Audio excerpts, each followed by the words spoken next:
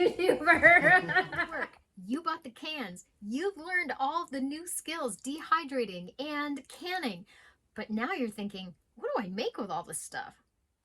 Hello, fellow travelers, and welcome back to the Big's Homestead Kitchen. My name is Cynthia, and today we're going to talk about how to use all the canned food that you've purchased for your prepper pantry. So if you're ready and you want to support the channel, press the like button and let's get right into it. This video is in collaboration with Rogue Preparedness and a bunch of other amazing channels celebrating National Preparedness Month. There is a link in the description box down below if you want to check out everybody else's videos. I highly encourage it. There's some great info there. I've got my canner going in the background back there. I've got some potatoes in there. The number one thing that we should start out with in your prepper pantry is if you don't eat it, don't buy it. If you don't like canned salmon or you don't like salmon at all and your family doesn't like it, don't buy it, because trying to use something up that is in your prepper pantry, it just is so much harder if you don't like it. The last thing that you want when you or your family is stressed out either by a lack of funds or whatever is happening, it doesn't have to be this crazy scenario. The last thing you want to do is eat something that you don't like. The first meal we're going to start out with is spaghetti. Spaghetti is the easiest meal to prep. You get some noodles, you get some spaghetti, sauce, whatever kind your family likes. And that is meal number one for using up canned foods, spaghetti. Tip number two is going to be keep it simple. You're going to think about your one-pot meals, your casseroles, your, crock pot meals, something that is super easy for you to prepare, because when you're working with canned foods, a lot of times it's in a stressful situation. You're going to want easy preparation, easy cleanup for you and your family, and also something that's familiar. Meal number two is some salsa chicken. I canned this chicken back in 2019, and I've got a Spanish rice mix, or you could just use some plain rice. I've got some salsa that I canned in my garden, but hey, you know what? Not everyone's a canner. So go ahead and buy some regular salsa if you want. Any kind of canned chicken will do. I know they have that at Costco and a bunch of other places. This is a great one-pot meal to make for your family. Make sure you're getting creative with those dishes. Throw in some corn. You know what flavors might go together and what might not, and you could end up with an instant classic for your family made out of those canned foods to help use them up. And getting creative is my next tip. Check out a clip from this video where I actually made chickpea donuts. I was searching for a recipe for all of these chickpeas in my prepper pantry. I came across chocolate chickpea donuts, and I knew I had to try it. He knows that these have chickpeas in them.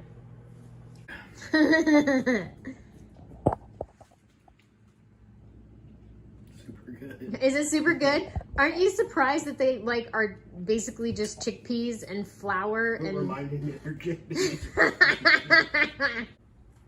little dip. They are so cute. Look at how cute those are. Adorable. So not only were those donuts the cutest, they were also delicious. I brought them everywhere and everyone loved them. An instant classic for our family. Sorry about the canner, but time waits for no woman.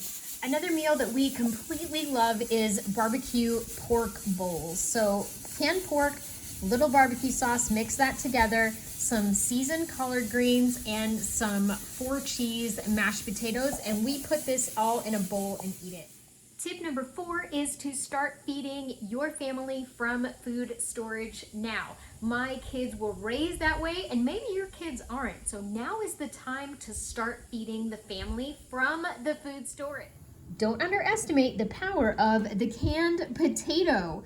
Now, these are such a great shortcut. You can fry these, you can put them in the air fryer. They're delicious, and they make a wonderful potato salad. I like to make my potato salad with some home canned pickles, but if you don't have home canned pickles, use pickles from the store. Tip number 5 is to get them hungry and let them help. If you've got kiddos in the house, they may be very resistant to trying some new foods. If you get your children hungry, most children nowadays don't know what it's like to be physically hungry because we snack so much as a society. I know myself, I love a good snack. And so make sure that you do an outside activity or go for a long walk, rake some leaves. Fall is coming. It's a great day to play outside. And then when you come in, you have a wonderful chance to have some hungry bellies. They're going to be way more open to trying some new foods, and then let them help. If it's a new recipe, have them get excited about it with you. Have them help prepare the ingredients or dump things into the pot. That's gonna go a long way to getting those kiddos to try out some new food. Next up, we're gonna try some tuna casserole. This was one of my favorites when I was a kid, and my kids literally cut their teeth on this. Some chunk light tuna, some macaroni and cheese, and some peas. Prepare the macaroni and cheese, drain the tuna, dump it in, dump in your peas that are drained, and stir it up, and you have a wonderful warm meal. If you haven't noticed by now, pretty much all of my preps are gluten-free. That is because I have an intolerance to gluten. I've been this way since the 1980s, before it was cool, and so as a prepper, I have to consider my dietary needs. And so that's something that you need to do also when using up your canned foods, is to consider the dietary needs of your family. Do you need a reduced salt diet? Do you have a family member that needs more calories? Mr. B needs more calories than I do. He needs about 2,500 to 3,000 calories per day because he is a physical person. He does a physical job. I need about 1,800 calories a day because I work in an office. Yes, I work out every morning, but I do need less calories than he does as a smaller female. He is a male and he does physical things all day. That's something that we have to consider, is caloric needs, dietary needs, and allergies, all kinds of things. Don't underestimate the power of a good soup. I have several examples of a good soup. I canned this beef veggie soup. If you don't have the ability to can soup, buy some Progresso. There's nothing wrong with that.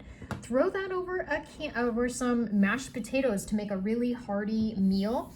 I've got some kale and sausage soup here. Throw in a can of cannellini beans. You've got some cooked ham. Throw in an extra can of beans, and that goes for your Progresso soups as well. Throw in an extra can of beans. Use those up off of your shelf, or make some dried beans. Make a vegetable soup with some rice and I got some canned turkey here, but go ahead and just throw that all in the crock pot. If you have any garden veggies, throw those in there too.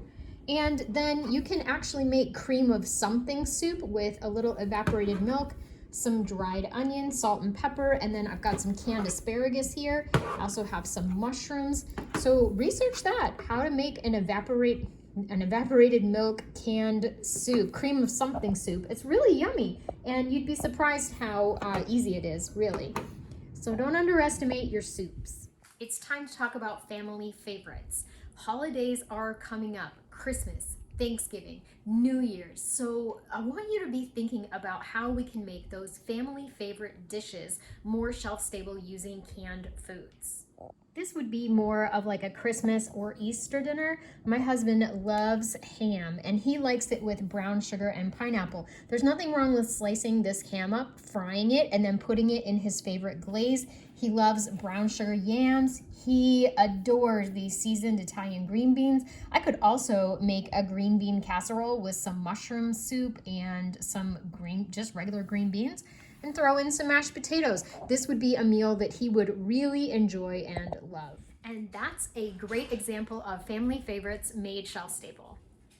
Now is the time to fail. I've had some successes in the kitchen and I've had some fails. Let's go to some video of some fails that we've had in the kitchen.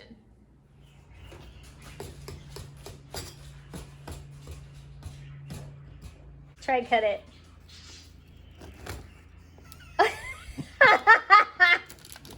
Oh my god. It's hard loaf. Did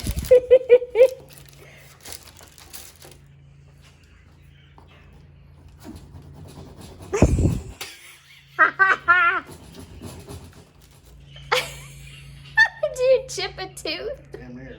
Oh no. Doughy.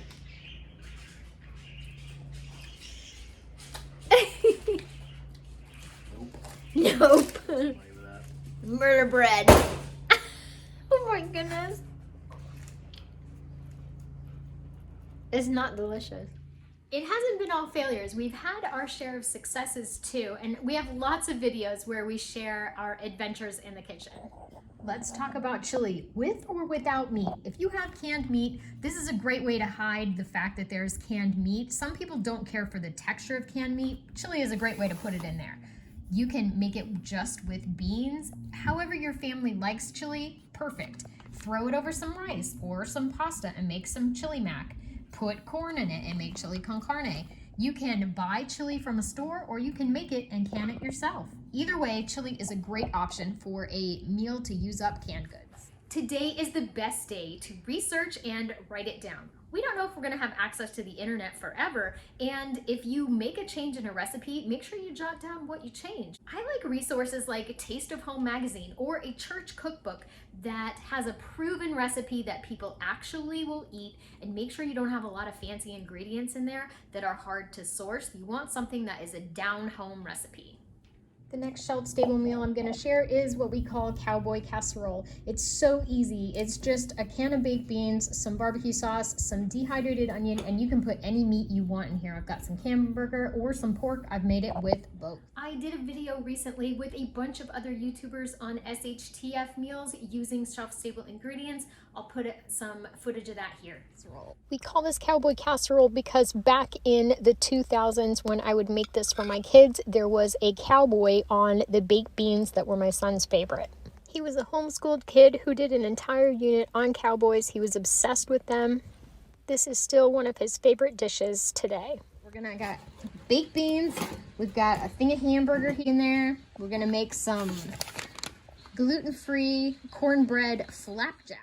You can use any muffin mix for pancakes. It's so easy. I make this recipe a lot during grid down and hurricanes. Since you stayed till the end of the video, you deserve a bonus tip. And my bonus tip is don't forget the sweets.